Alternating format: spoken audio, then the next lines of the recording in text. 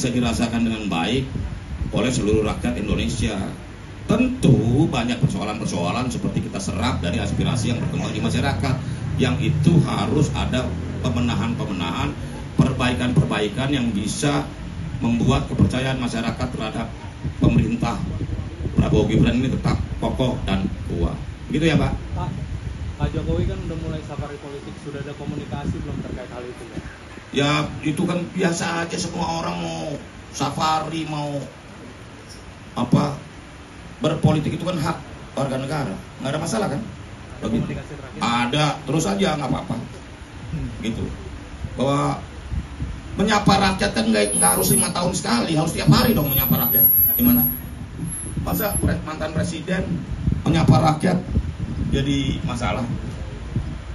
Politik jangan 5 tahunan, baru 5 tahun mau baru nyapa rakyat, bisa?